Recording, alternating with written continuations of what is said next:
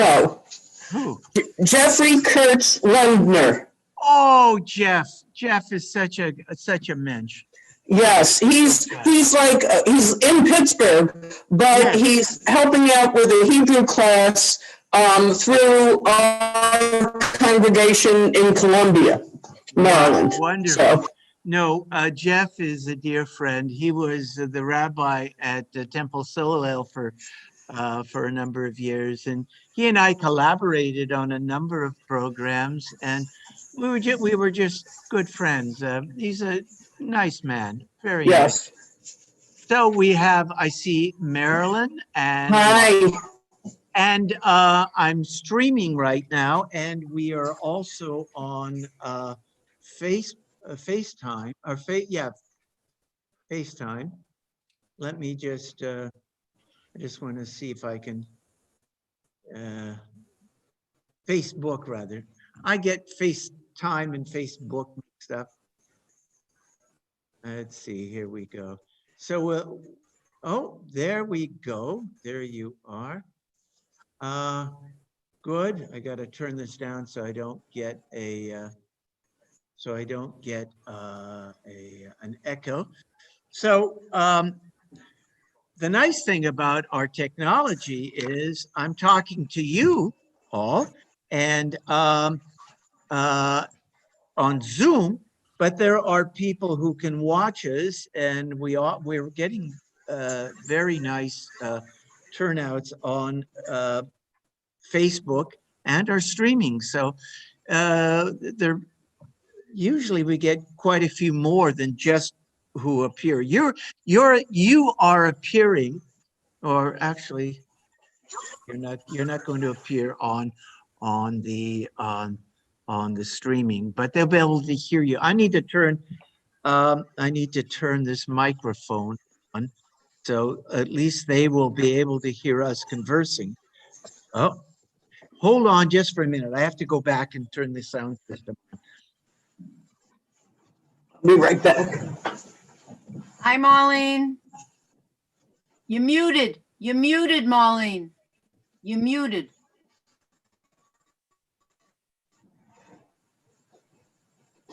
I'm having Thank you for coming on. Mwah, mwah, I'm mwah. having church. You like my outfit? I was so cold, I put it on over my clothes. Yeah. Oh, I'm they're having actually troubles with my charge. So if I disappear, that means my iPad something's wrong with it. But I'm here for sorry. now. well, actually, I see that you are appearing. You're all appearing on Facebook as well, so that's good. Okay, when you do speak, you do come on, so that's nice. So people will be able to hear our discussion. Now,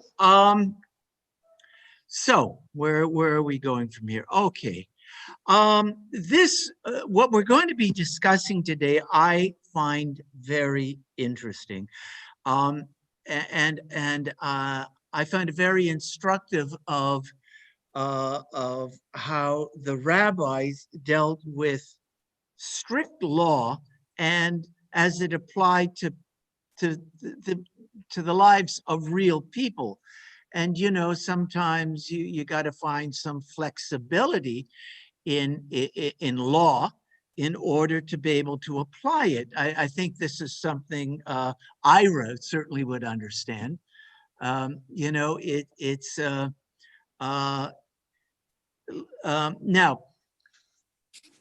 we are liberal, progressive, Reform Jews.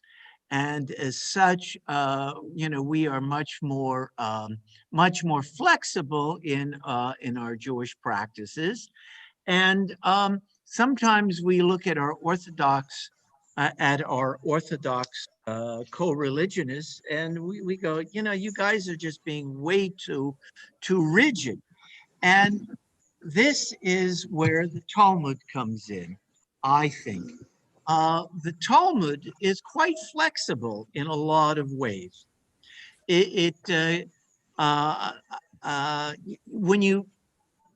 When you look at the Talmud, you get a variety of opinions and discussions, and you always record the minority opinions because sometimes even though the minority opinions might not be the opinions that become law, they can be useful in determining law in the future. And maybe and sometimes the rabbis might not have agreed with the conclusions of the minority opinions, but they say the process had real validity. The thinking process that led, even if it led to a decision that wasn't agreed upon by the majority of rabbis, and sometimes the Talmud can be very difficult to come up with the answer. You have a question: is such and such a food kosher on Passover? It's a kosher lePesach. So you go, okay, I want to know, and so you start reading. You start reading Pesach, and then all of a sudden the discussion turns to Shabbat. And you go, wait a minute, weren't we just talking about Passover? And then it sort of reminds them of some case of a divorce settlement. And they go, and it becomes a flow of consciousness. And you go, I can't even remember the question I asked. There's so many answers here. And in a way that is kind of, I find that in a strange way to be a great opportunity to be able to apply Jewish tradition to real situations. If you ask me, when, in my opinion, did Orthodox Judaism come into being? I would say that it came into being when Jews started writing codes of Jewish law. What is a code of Jewish law? Well, Maimonides wrote something called the Mishneh Torah. Very organized, without discussions. You wanted to know whether it was what was kosher on Passover. Boom! You look at the chapter, you find out. The one that the code of Jewish law that is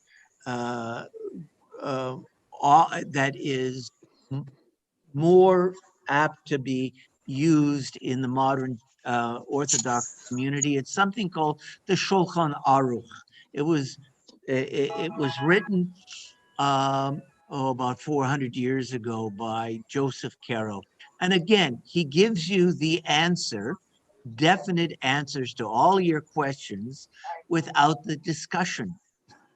And I think what happened with the Shulchan Aruch and the other codes of Jewish law was kind of a freezing of opinions that were in great that were in favor 100 years ago, and they don't allow a development of Jewish practice understanding.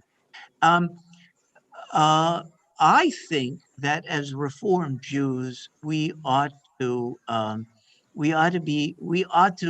be more familiar with the Talmud. As cumbersome as the Talmud can be, as annoying as it can be in its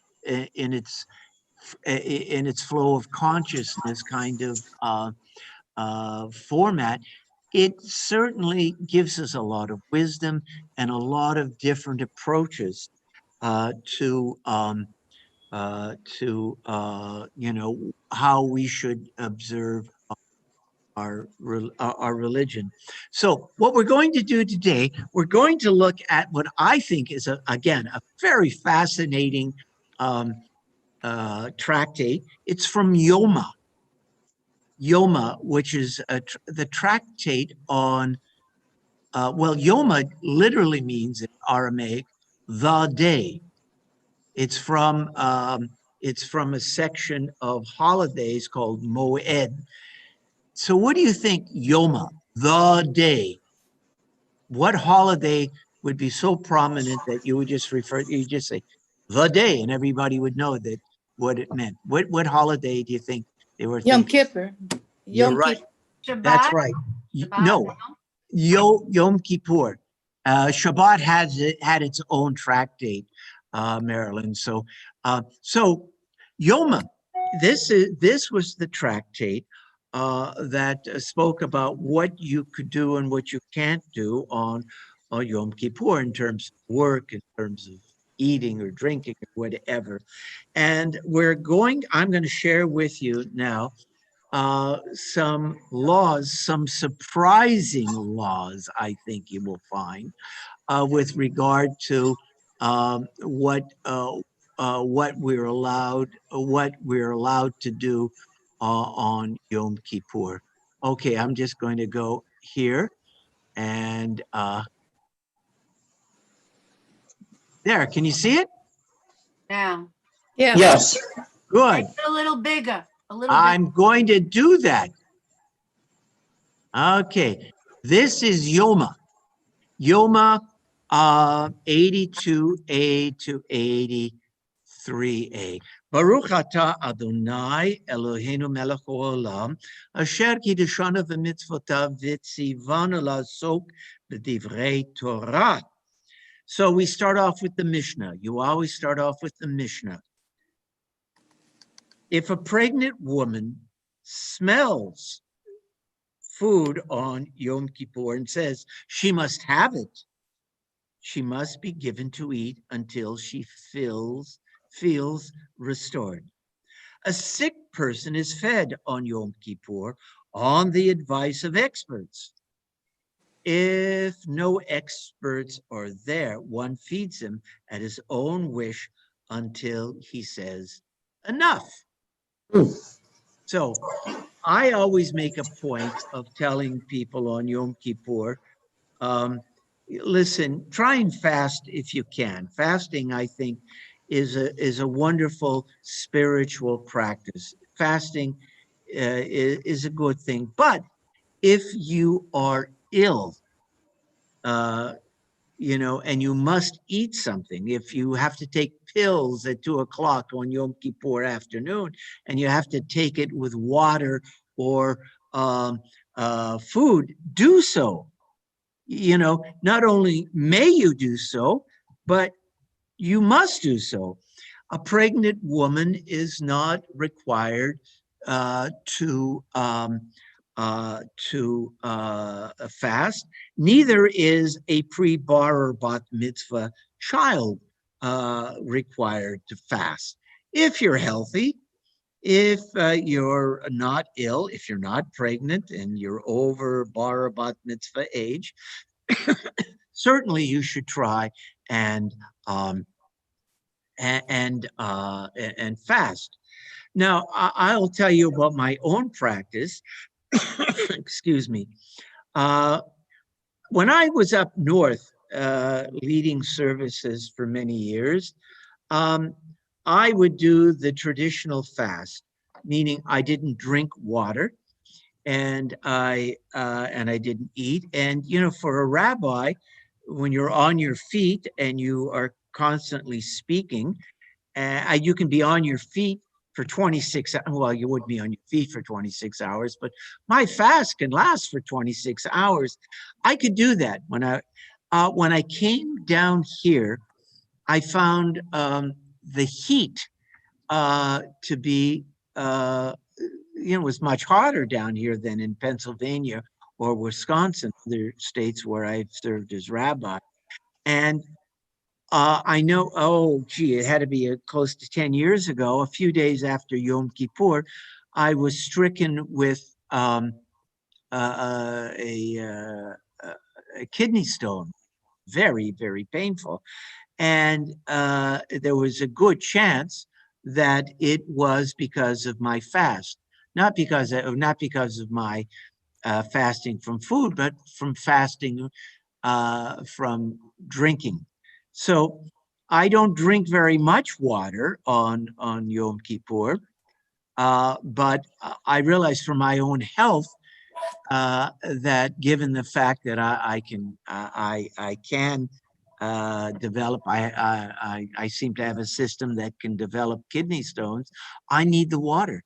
So I abstained from food. I drink a little bit of water in the afternoon to help me get through the day because, it's a health thing.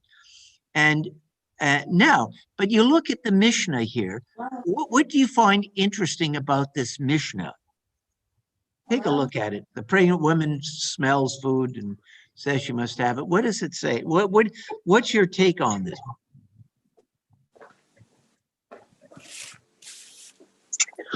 Well, one question I have is, how would she be smelling food if everybody around her is fasting? Good question. Good Very question, good. Cheryl. Very good, Cheryl. You know what? People in Canada can give you a good answer for that. In Canada, Thanksgiving is celebrated, I think, on the first Monday in October. And you will talk to Jews from Montreal or Toronto who will tell you that when Yom Kippur is late in the year and they can be walking home on Yom Kippur, walking to and from synagogue on Yom Kippur, and if people have their windows open, you can smell the turkeys cooking, right?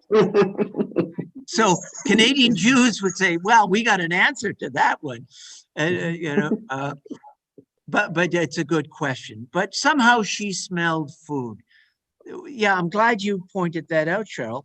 But what do you think about that? You give her food if she smells it. Does she really need it?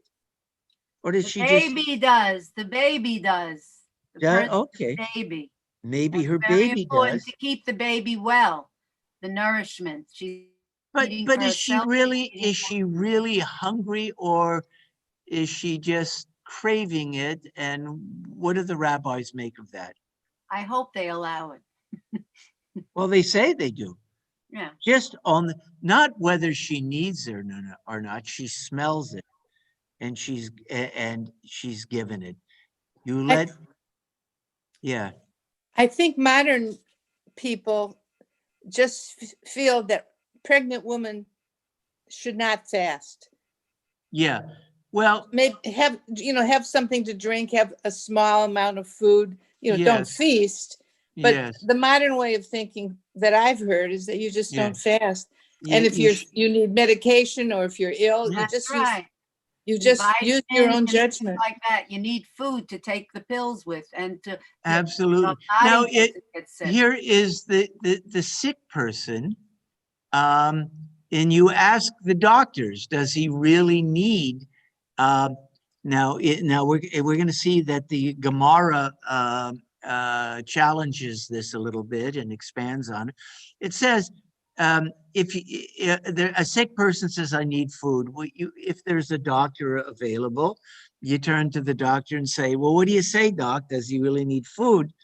And if he says yes, you feed him. It seems to be a little more stringent than the law regarding a pregnant woman, which you just go according to her word. Now, if there are no doctors, you just go with the patient. You need food, we're going to feed you.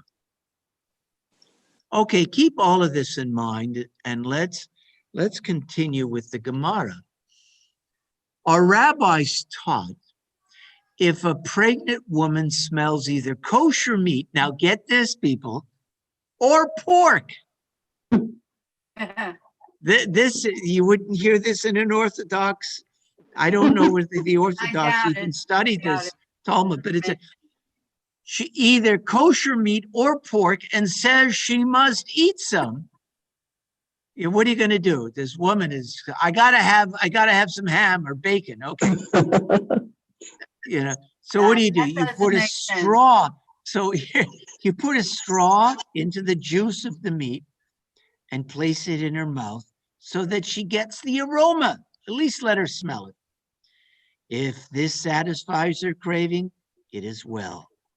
If not, one feeds her the juice itself. If her craving is thus satisfied, it is well. If not, one feeds her the meat itself. And there is nothing that can stand before the duty of saving a life, with the exception of idolatry, rape, and murder. Now, just put that off to the side. We'll get, because that last phrase is very instructive, and but it really brings up a whole other issue. So here you've got this Rabbi, pregnant. you talking about she can eat the pork if she She smells? can eat the pork. They're saying That's what it's. but That's what how is I'm it reading even it. doing there if she doesn't normally or is not supposed to eat the pork? So If for some reason it ends up near her. I That's- was have a I choice, was I think. discussing this very issue with a congregant of ours who said, I think it was her niece, who had a craving for bacon when she was pregnant. Interesting. She Yeah. had no bacon before, So, of course. you know, you would say to somebody, you know, if this person were my congregant, this pregnant woman, I would say, listen, certainly eat, but could you you think some beef could do it? Right. I would say and then if she said no, I got to have bacon, I would say, well, how about some turkey bacon? There you go. You Good know, idea. it's pretty good. Or you know, Right. could we Right. try that?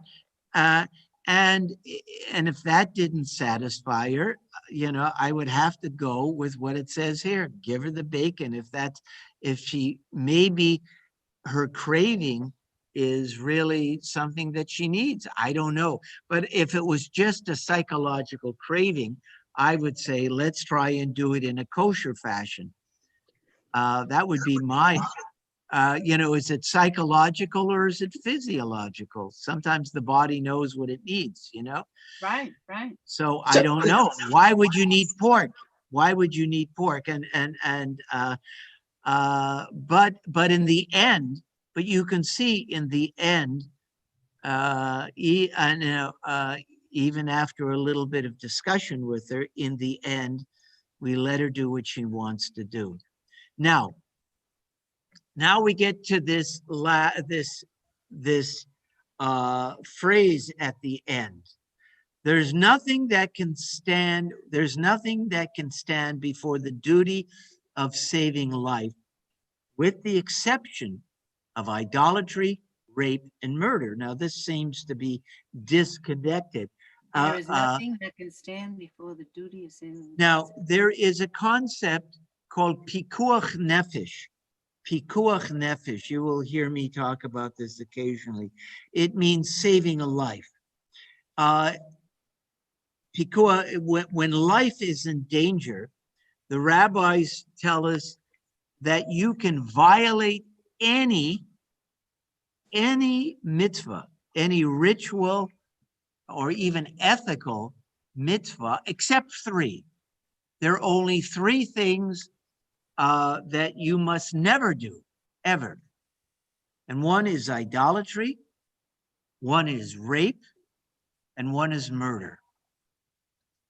You can eat pork to save your life. If you're hungry, you can steal. You can lie if if you are being chased by the Nazis and they say, are you Jewish, or do you know where those people are hiding? You can lie. Normally you shouldn't lie. You can do anything you need to do to save your life or somebody else's life, except murder. Now, murder is not the same. Murder is defined as taking an innocent life. Murder is not taking a life in self-defense. You know, if somebody that's not murder, right? That's well established in Jewish law. If somebody is going to do you grave harm, you can certainly take their life. That is not murder. Murder is taking an innocent life. The other one is rape. You must not violate someone sexually. Now,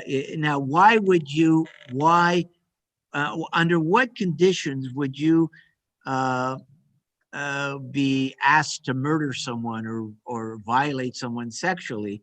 We're going to get into that into Rava is going to talk about that in a little bit.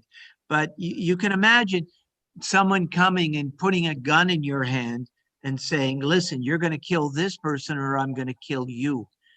You say, obviously, you don't want to die. If you can turn the gun and shoot your, the bad guy, you would certainly do that. But if that were not an option, you would choose death over murdering an innocent person. And the other thing would be rape. You don't rape someone to save your own life. It would be a very bizarre situation, but it must have sometime been must have at least been brought up theoretically, or maybe there was a real life situation. Now, the third one, later on, the rabbi. Excuse me. Are you saying that murder would be acceptable or not acceptable? Well, murder is not murder in defense of your country. No, murder, somebody says you have to murder or I'm going to murder you. Yeah. What is acceptable? It is not acceptable. Under you have to die. So you have to die. You choose death. You choose death. Rather than murdering, that is taking the life of an innocent person or violating another person sexually, you choose death. You say, I'm sorry, I won't do that. Even if you know that this is going to end with your life. Your life will be taken. Now, the third one, or actually it's the first one in this listing, is idolatry. The rabbis later on, they fudged on that one a little bit. They said, they said that to save your life, someone says, convert to Christianity or convert to Islam or we're going to kill you. You say, you go through the motions of converting, or you worship their God outwardly, knowing that inwardly you're still remaining a Jew. You later on would be received back into the Jewish community without having to reconvert, without having to convert to Judaism. And what about your offspring? Your offspring, they remain Jewish. And there were cases. I'm thinking of Spain. Yeah, those people, the Marranos were still kosher Jews according to this way of thinking.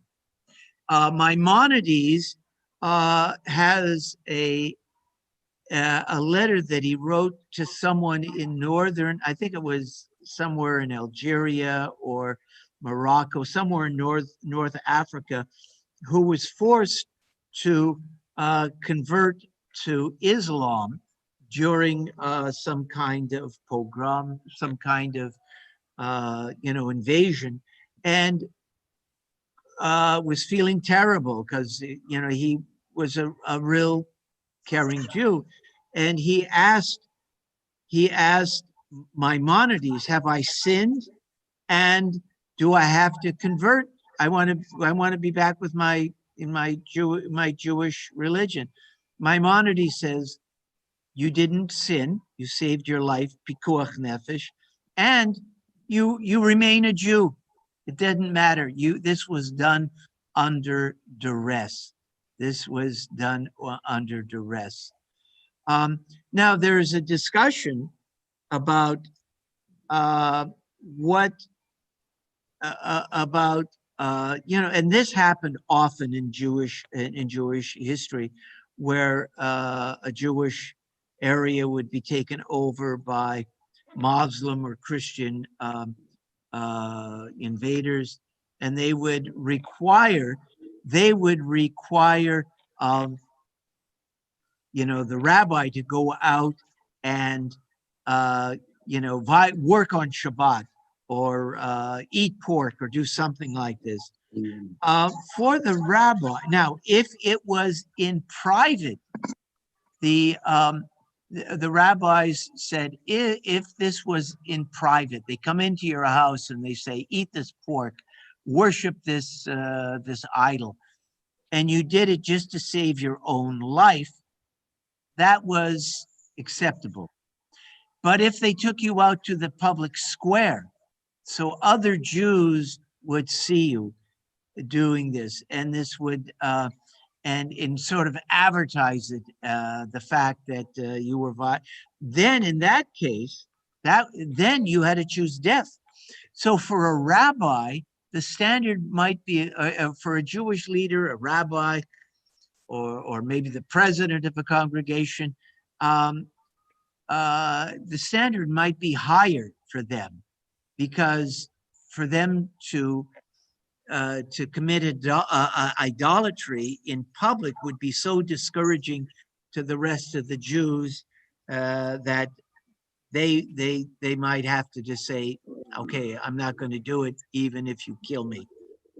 You know, it's an interesting question. Now, let's go on. How do we know that one may, if necessary to save life, violate any commandment except against rejecting God, rape, and murder? How do we know this? Rabbi Eliezer said, since scripture said, with all your souls, why did it add with all your might? Why did it add with all your might? In Deuteronomy chapter 6, verse 5. With all your souls refers to a person who cherishes life more than money. With all your might refers to a person to whom money is dearer than life. How do we know? How do we know that you cannot commit murder or rape, even to save your own life? We are told, and this is from Deuteronomy chapter 22, for as when a man rises up against his neighbor and slays him, so is this matter. Now, Deuteronomy, okay, which deals with the law against rape. So just as it is lawful to save a woman from rape at the cost of the would-be rapist's life, so is it with murder. As with the case of rape, so it is with an order to needlessly shed the blood of another. Should one allow himself to be killed rather than violate this commandment. So what it's saying here, let's say, now we do value life. We say you should not needlessly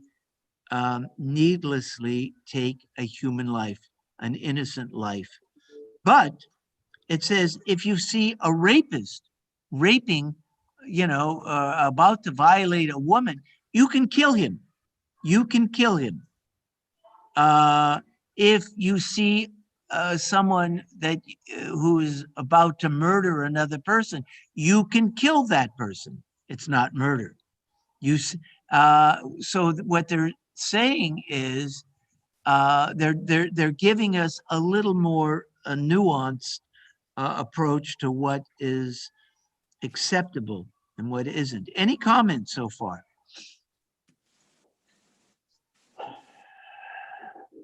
I'm thinking about police officers, and let's say they came upon somebody who was doing something, and I don't know if, there's probably Jewish police officers, and I was wondering how that would impact them doing their job. So I think. Can you give me a for instance, Cheryl? Well, they come across somebody who's about to commit murder or rape, then if they shouldn't be shooting at them. Like, what if the person is just running away? Is it okay to shoot at them? No. Probably not. No. I would say that in this case, what they're telling us, they're saying not all the taking of human life is murder. It isn't. For a soldier defending his country, for you defending your life, if you have to take a life, that is not murder. And for you, and they go a little further from my reading of this, saying if you see another person about to commit murder, and the only way you can stop them is to take their life, not only if it's the only way. Now, obviously, we would hope that we could de-escalate the situation and all of that. But if it came down to the only way that you could prevent that murderer or that potential murderer for murdering is to take his life, you take his life. The same would go with a rapist. Now, you would certainly want to say, hey, what are you doing? You can't do that. That's wrong. Get away, or I'm going to shoot you if you do this. And that's to no avail. You shoot him. You can take his life. Normally, you wouldn't. You cannot murder somebody. You have to choose death rather than be murdered. You cannot violate another person sexually. If somehow someone was trying to force you to do that, you would choose death. You would say, well, I don't want to die, but hey, I'm not doing that. But pork, eat away. You're in a situation where you're starving. You and your family are starving. Normally, you would not steal. But if you were genuinely hungry, and the only way to feed yourself and your family was to go into that farmer's field and steal some corn or whatever, you do that. Pikuach nefesh, saving a life, supersedes all. Supersedes, except those three things. Now let's continue. Any comments?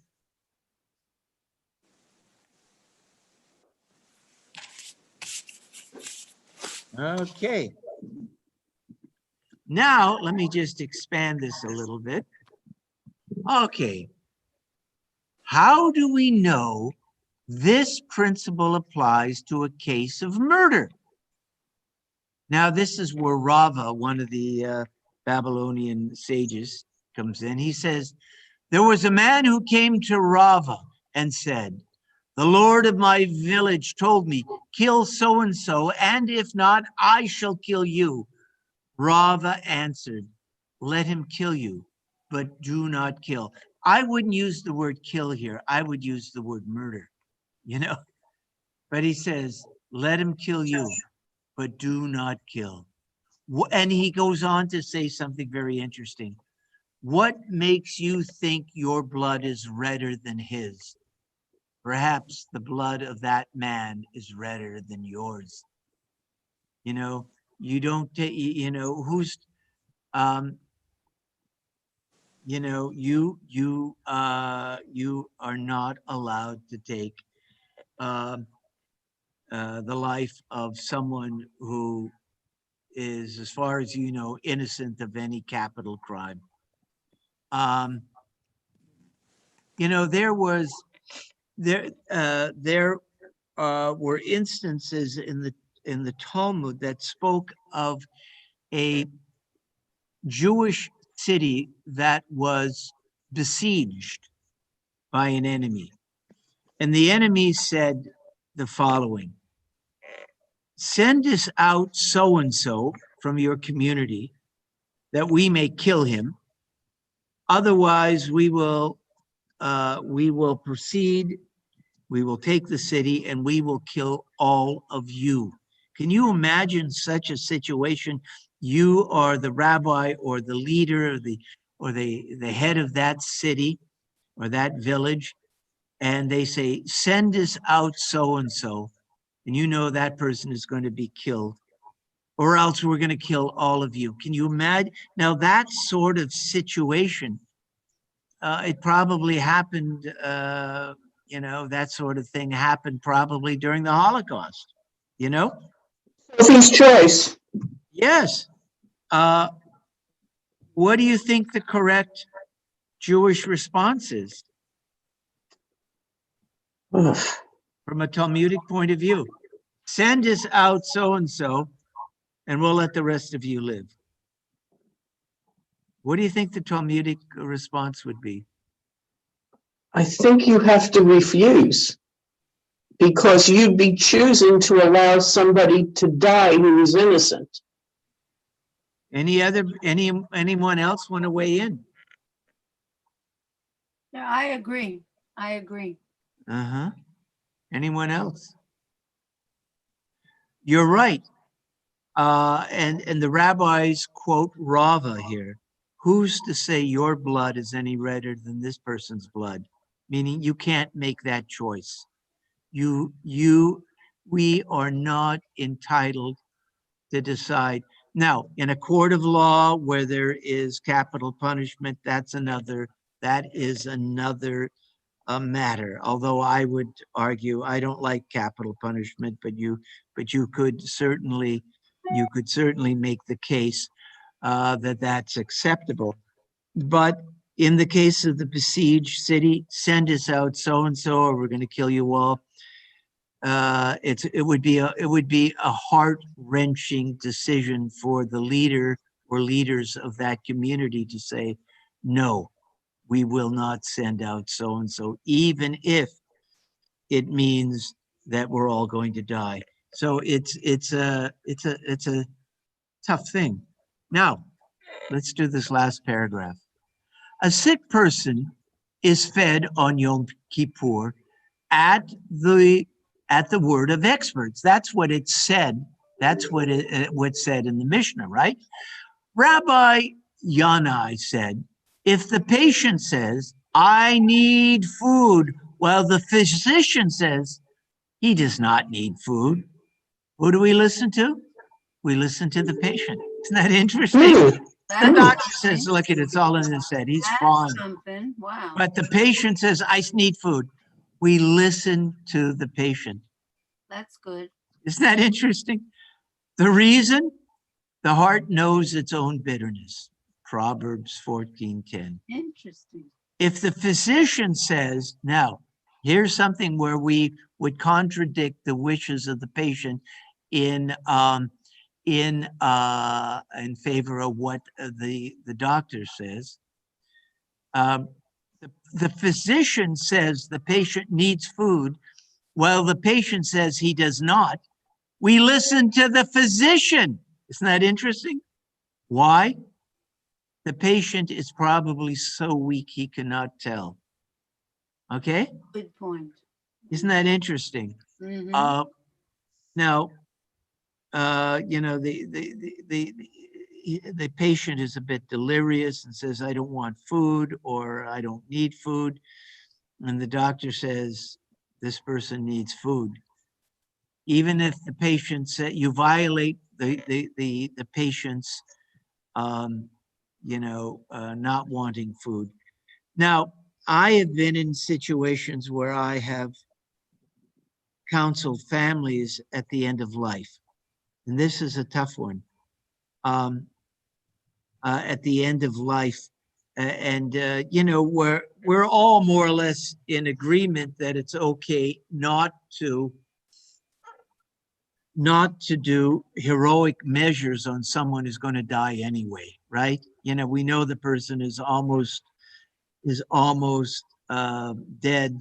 They're in organ failure, multiple organ failures. They're in a coma. And it's a pretty easy decision to say, from a Jewish point of view, don't put this person on a ventilator, and don't give them don't give them medicines, because it's not going to do any good anyway. But a harder question is, do you hydrate them? Do you continue the IV giving them sustenance, food? And that's always a hard thing because, you can live without food for weeks. You can't live without water. You can't live without hydration for more than 5, 6, 7 days. That's always a hard one, but I've counseled families through that one. Any comments?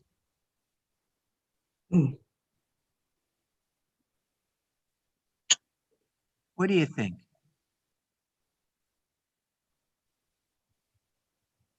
Is when scholars are studying in the yeshivas, they study all day, all night.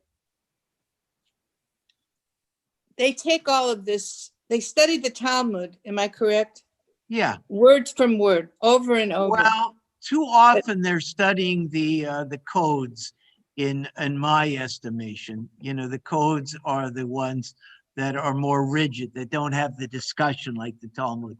But And where are the codes? Aren't the codes part of the Talmud? no, the codes were written later on, and they are much more rigid. They just state this is what you do without the wiggle room for discussion. Well, But my the thoughts are, Talmud certainly is consulted. There's no question. who studies besides the very religious? I mean, we're studying now for a discussion, but I don't mean to, I'm not trying to be No, rude I hear or what you. disgraceful, but who pays any attention? That's my question. Well, yeah, We don't that's learn in Hebrew school or in Sunday yeah. school. I mean, I don't know what they learn now, but we Well, learned about the Talmud, but we never really Yeah. took any of it. Listen, the Talmud is not. You're getting a little taste of the Talmud, and it's fascinating. I hope you find it interesting. Uh, um, what rabbis do, scholars do, and who pays attention? Well, in the Orthodox community, they not that every Orthodox Jew is a learned Jew when it comes to Talmudic law, but at least they'll go to the rabbi and say, what do you think? This is a major life decision. Um, as a Reform rabbi, I have people who occasionally come to me. I would hope that they would at least consider what our tradition has to say. I don't, Reform rabbis seldom have the authority over the lives of their congregants that Orthodox rabbis do. And of course, but people do come to me and say, you know, what should we do about dad? Which, you know, should we put dad into a nursing home? You know, we feel guilty, but he's got advanced Alzheimer's, and we feel, you know, I will show them what our tradition might have to say about that particular kind of thing, end of life decisions.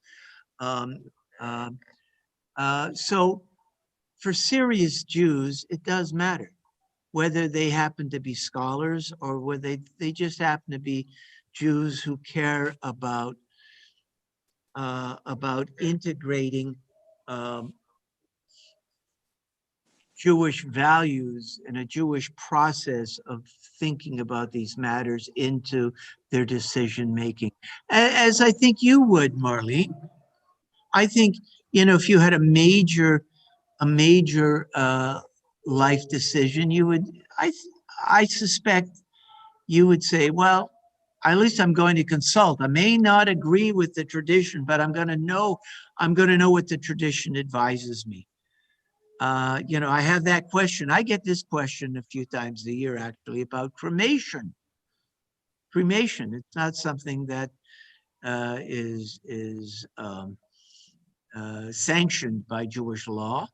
Even Reform rabbis, we shy away from it. Um, uh, um, so I have to tread lightly. You know, if it's a fait accompli, I always do a service for anybody, even if they've been cremated. But I will certainly try and influence them gently toward burial, if I can, but without being terribly judgmental. And in the end, it's their decision. Marilyn, what did you want to? I have two questions. Yes. First question is, the code you were referring to would be word for word what it's in the Bible? Correct me if I'm wrong. No, not exactly. No, where is the code then from? That's one question. The code would be the codes. You know, there have been a few codes written, and the Based most on what? Based on what? the most prominent one is the Shulchan Aruch. You'll hear that one quoted a lot by Orthodox rabbis. It is decisions called from Talmud and from decisions that rabbis have made over the centuries. So after discussing it, they come to the conclusions, and the conclusions are the codes. Am I making any sense? Yes, that's what it Okay. just says. Okay, that's This what fork they is think. kosher, this one isn't, end of discussion. Well, how did you decide that? Don't Well, ask me. I'm the expert. This one's kosher, this one isn't. Okay, end of matter. The Talmud is seldom that cut and dry. Talmud is opinions, right? Mhm. You know, you Talmud can is make opinions. law out of Talmud. But they're But- opinions, aren't they? The Talmud is what these different rabbis think. Yes, there's a lot Right. more argumentation. Right, right. I think the codes led to orthodoxy. You know, orthodox, you know what the term means, orthodox? No. You know, ortho, anytime you see the prefix ortho, orthodontia, Oh, correct teeth, ortho- Specialist, maybe orthopedics. specialist. Yeah, well, no, ortho means correct. Orthodontic, or orthopede, fix the feet. for the feet. It's the Yeah. it's the correct alignment of your feet. It's correct.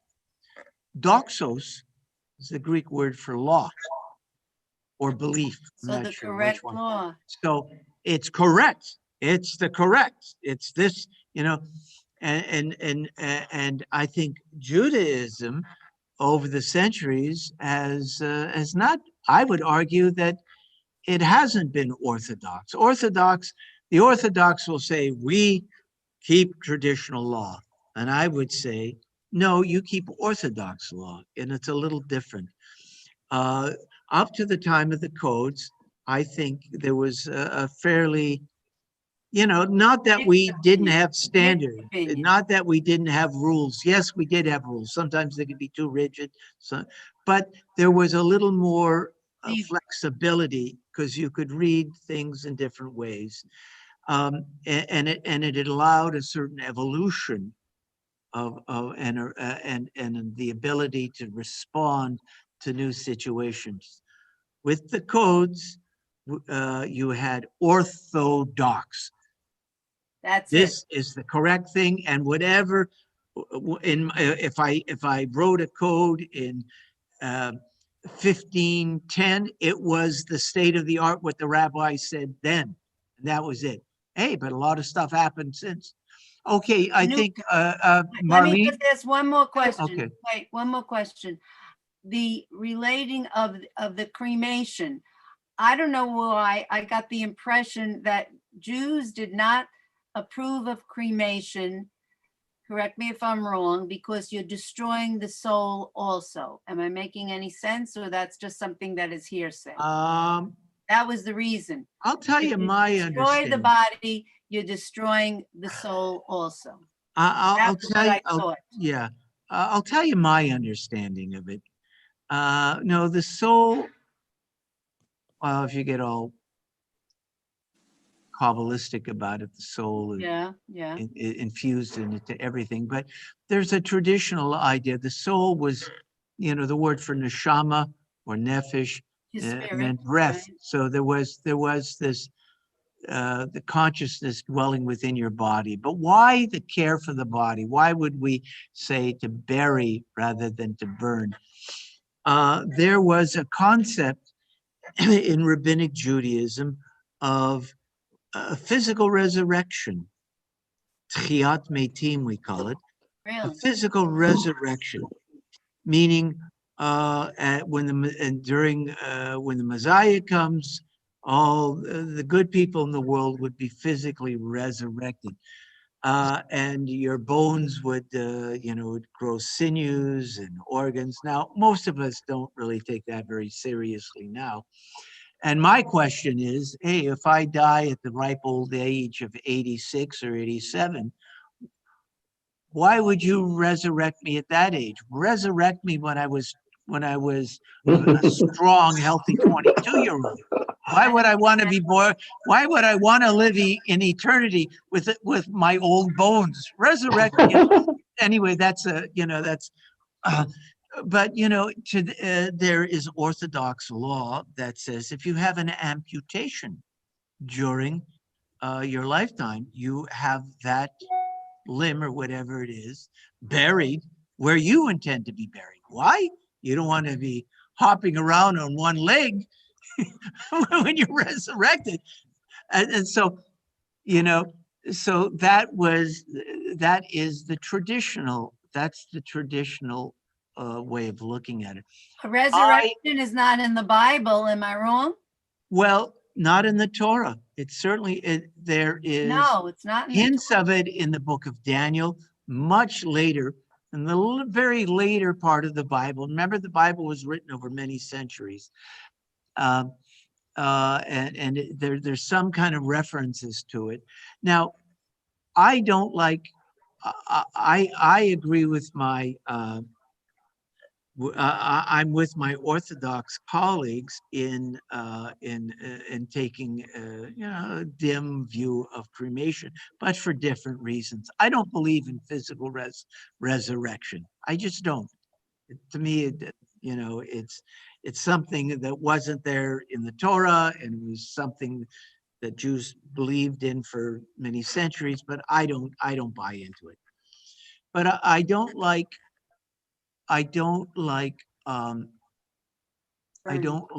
the idea of I think it's a very violent way of treating a body. Some people say, I'd rather be cremated than to be in the dirt with the worms. And I go, you know what? They Don't put a feel it. body into a crematorium. They fire it up to 2,000 degrees. The body just bursts into flame. Mm. It doesn't seem right to me. Terrible, terrible. And also, in ancient times, when they did believe in physical resurrection, we did not cremate even a garden variety of murderer. We didn't cremate. We gave that person a proper burial. Why? We said that, hey, a person who commits murder, and that's about the worst thing you can do, when we execute that person, the person is paid, their crime is paid for. That person will be resurrected, okay? Because they're innocent. They pay with their life. Okay, you did something bad, we're taking your life, but that's your payment. So when the Messiah comes, you will be resurrected. Now, Go ahead. and you need your body, you need your bones in the ground to be resurrected. Now, if someone did something so horrible, so beyond the pale, they didn't murder one person, they murdered many people. They didn't just murder somebody, they tortured people. They did, really icky things.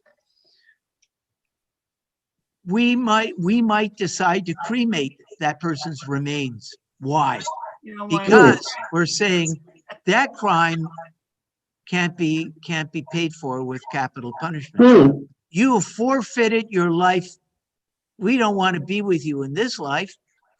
And guess what? In the life to come, we don't want to see you either. And so I'm saying, okay, here's my loved one. She wasn't perfect. But maybe she did some things she shouldn't have done. But you know what? She wasn't that bad. Why would I burn her? Why? And especially, what if I liked her? What if it was a loved one of mine? Now as a rabbi, I know of this idea. And so it would bother me to consume the body, or burn the body of someone that I respected. And then my second reason for opposing cremation is the Holocaust. So many people were denied just a proper burial. It was like the Nazis never wanted those people to be remembered. They wanted to make it so they never existed. And to me, why would I choose that for myself? Why would I choose that for another Jew? Oscar Schindler. Yeah, you saw Schindler's List. If you read the book, there was an incident mentioned in the book that didn't make it into the movie. And Oscar Schindler, saved around 1,000 Jewish lives.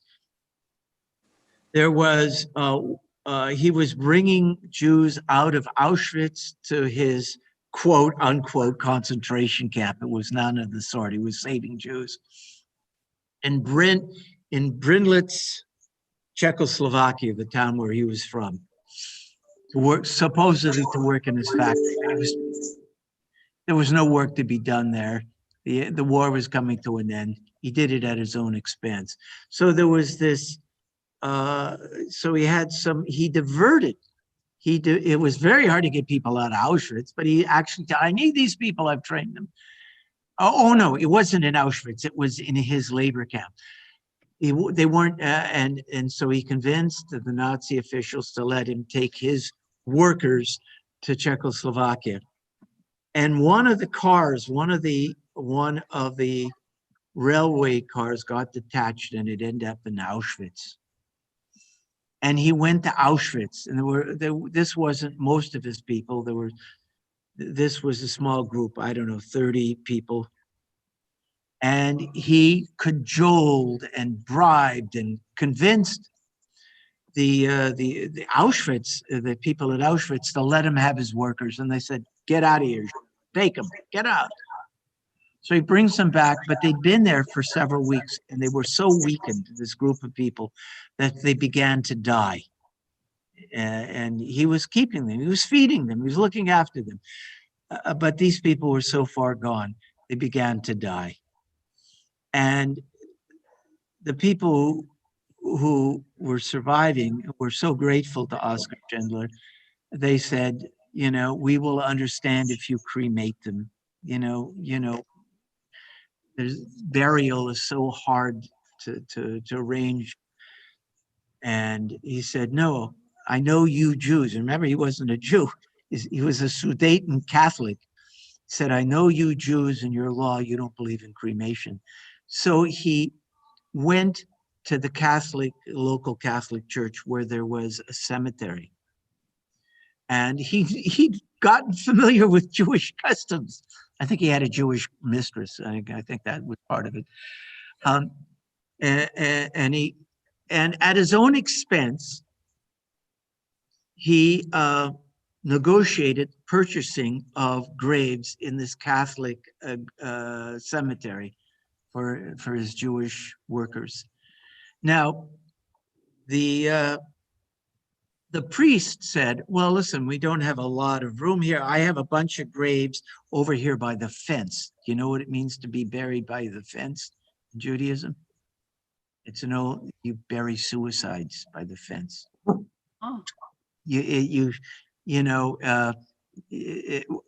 We wouldn't do that at Bethel Gardens. We don't shame people if they committed suicide, but it's a Jewish custom. He knew about this, and he said, no, I will pay more for graves further into the cemetery because these people didn't commit suicide. These people were murdered. And so I think if Oscar Schindler would go to that trouble to make sure Jews got a proper Jewish burial, as a rabbi, how can I argue with that? So I don't argue against cremation from the Orthodox point of view, but I argue against it from more of a contemporary point of view. Marlene, you get the last word. I had some questions, but this last subject upset me terribly. Oh, why is that? I just don't want to discuss it right now. Okay. If you want to talk to me privately, and listen, I make no judgments. I always do a funeral for someone who's chosen cremation. I always do. People have their own reason, and it's getting more and more common. But I just I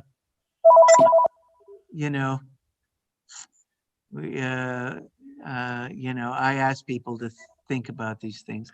Okay, So will I see you soon? There's lots going on. You got the Cantor's class on tomorrow night. Tomorrow night, I'll be there. And we have Minion tomorrow morning, followed by meditation and Friday night services. So Marlene, if you want to talk to me, give me a call. I'll ask my okay? questions on Saturday morning. Okay. Okay? That's Okay. it. Thank you.